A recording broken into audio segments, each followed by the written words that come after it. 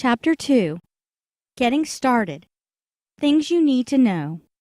First and foremost, decide the length your piece needs to be. Keep in mind that the thicker your hemp is, the longer the strands you will need. In general, you will need to pull strands that are about 5 or 6 times the length of what you would like your jewelry to be, and then at least one more length for good measure, as you will be folding the strands in half. The reason for pulling the extra span is that you will need much longer strands than the actual length of the jewelry you are making. Knotting uses up the strands very quickly. It is always better to have more than you need. You can always subtract, but you cannot add. For a lot of jewelry, all your strands can be equal in length.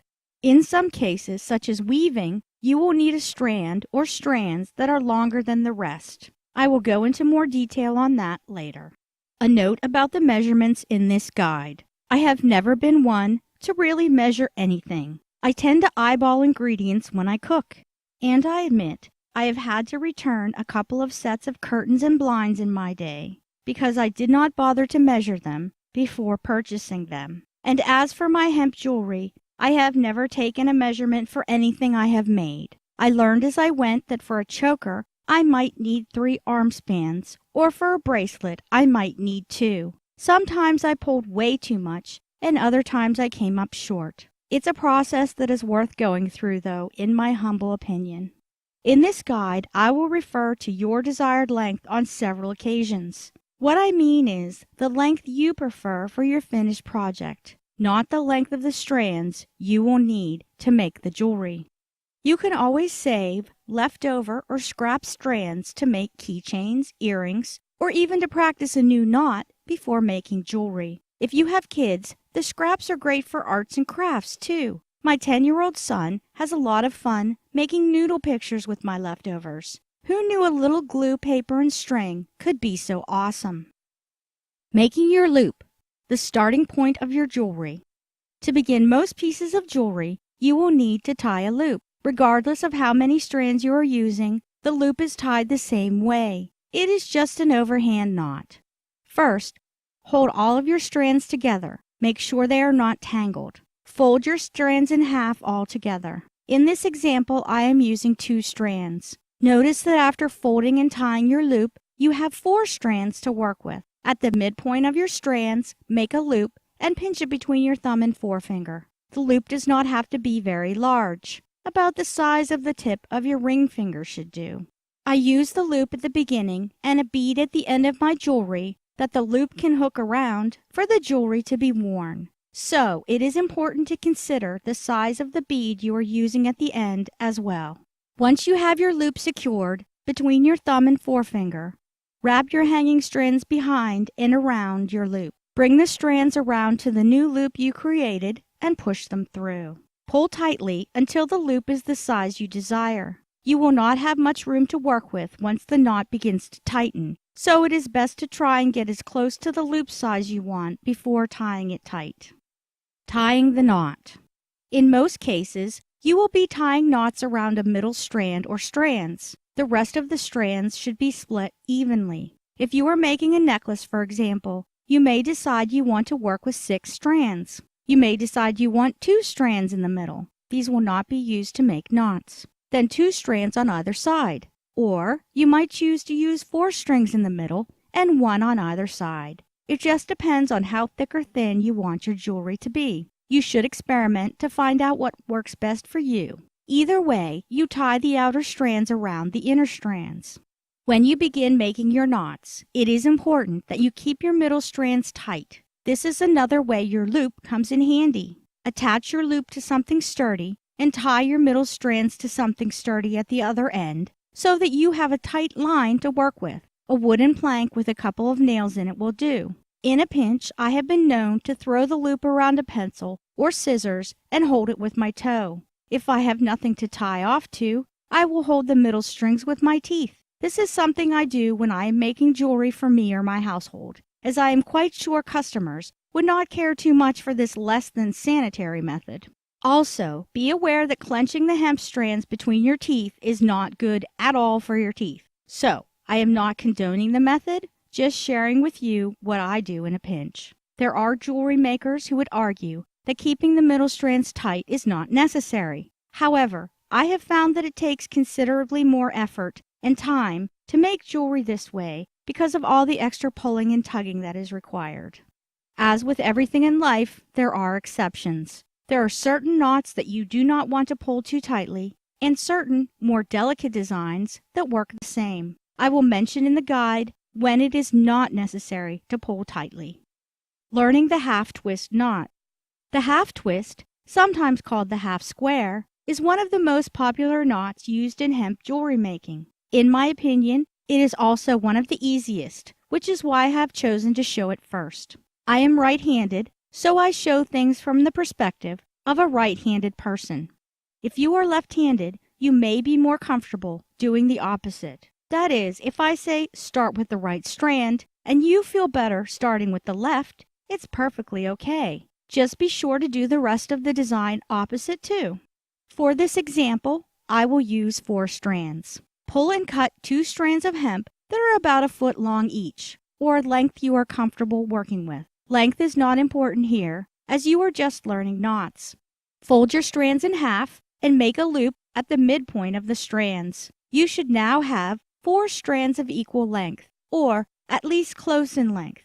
Again, you do not have to be exact.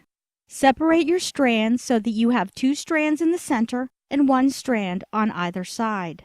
With your 2 middle strands tight, grab the strand on the outmost right and make a mouse ear. I refer to it here as a mouse ear because it does not look like a rabbit ear to me. The strand from the right side should overlap the middle strands. Then grab the strand on the left. Overlap the strand that is now hanging over the left side. Bring the strand underneath the 2 middle strands, then pull it through the mouse ear on the right. Now, pull until your knot is tight. When repeated, the half twist creates a gorgeous spiral design. It looks much more complicated than it actually is. I prefer to use rounder oval beads with the spiral style because it flows well. Start counting with the first half twist knot that you make. Stop counting with your first bead. When you place your first bead, restart your count and place your next bead evenly according to the count. For example, if you placed your first bead after 10 knots, you should place the next and subsequent beads every 10 knots. This will give your jewelry a balanced look. I will give examples of beaded jewelry later in this guide. To end, tie an overhand knot. For best results, snip any long-hanging strings and secure with fabric glue. Learning the square knot. The square knot is essentially the same as the half twist. You really just make 2 half twist knots to complete 1 square knot. The only difference is that you make 1 half twist and then mirror it on the opposite side.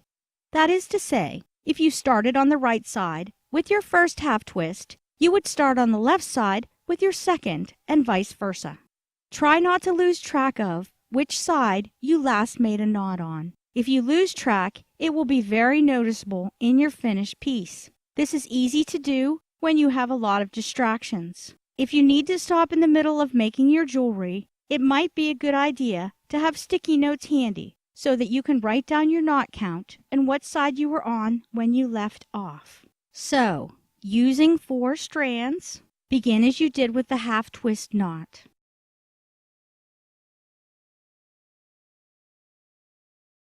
Now mirror the half knot. Start on the opposite side.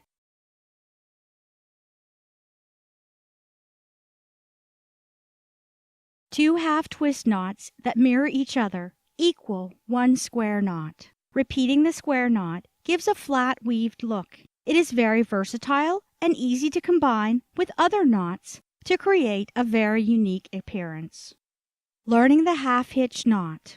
This is an extremely simple knot. I will use 3 strands of hemp in this example. Begin with an overhand knot and loop. To get 3 strands as shown in the picture below, pull 1 strand that is of your desired length and pull another strand that is twice the length of your first strand. Again, length does not matter here as this is practice work. Tie an overhand knot in the beginning of your first strand. Fold the second strand in half to make a loop and place the knotted end of your first strand in the center of the loop. Now make an overhand knot just as you have in the other examples.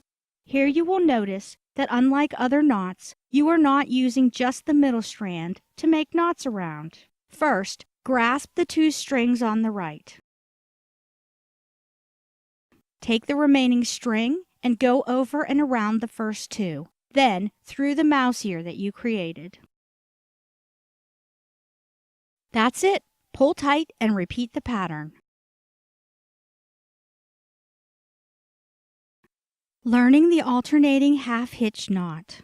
I am still using 3 strands in this example. Pull 1 strand to your desired length, then pull another strand twice that length. Fold your longer strand in half, place your shorter strand in the center of your loop, and tie an overhand knot as you did in the last example. Note: you do not absolutely have to tie a knot in the beginning of your shorter strand, as the overhand knot in the loop should hold your strand in place. Personally, I have never used the extra knot in the shorter strand, and I've never had a problem. However, a lot of people prefer to do this as an extra measure to ensure the strand will not slip. That is why I included it in the last example. Separate your strands so that you have 2 strands on the left and 1 strand on the right. Using the strand on the right, make a mouse ear. Your right strand should lie over the top of the other 2 strands. Pull your strand underneath the other 2 strands and through the mouse ear that you created. Now pull and tighten your knot. Separate your strands again. This time, place 2 strands on the right and 1 on the left. Make a mouse ear using the left strand. Your strand should again lie atop the other 2 strands. Pull your strand underneath the other 2 strands and through the mouse ear and pull tight, as you did with the last knot. Repeat the pattern, alternating from right to left. You should end up with a chain look. Learning the overhand knot. The overhand knot is extremely common in the art of macrame. This knot is very similar to the half hitch, except that instead of wrapping one string around another, you loop the string over and through itself. This is the same knot that you use to begin most of the jewelry presented in this guide. In this example, I am using only 1 strand. Lay the strand over itself, creating a mouse ear. Bring your strand around and through the mouse ear. Pull your knot tight. Repeat the knot. You can space the knots as far as you want. Just try and keep an even spacing. Using what you have learned. Applying the knots you have learned thus far, you can make some fantastic jewelry pieces. A little imagination can go a long way. Do not be afraid to experiment with different styles, knots, and beads. In the next chapter, I will go over different styles of bracelets and necklaces using the knots in this chapter to give a better idea of the results you will get. Chapter Review. When deciding the length of your strands, remember that it is always better to have more length than you think you will need. You can always trim excess, but you cannot add more. You will need more length when working with thick hemp than with thin hemp. Keeping your middle strands tight will make it easier to tie knots with your knotting strands. You can make fantastic jewelry using only these basic knots. Do not be afraid to experiment or use different knots in the same piece. The possibilities are endless.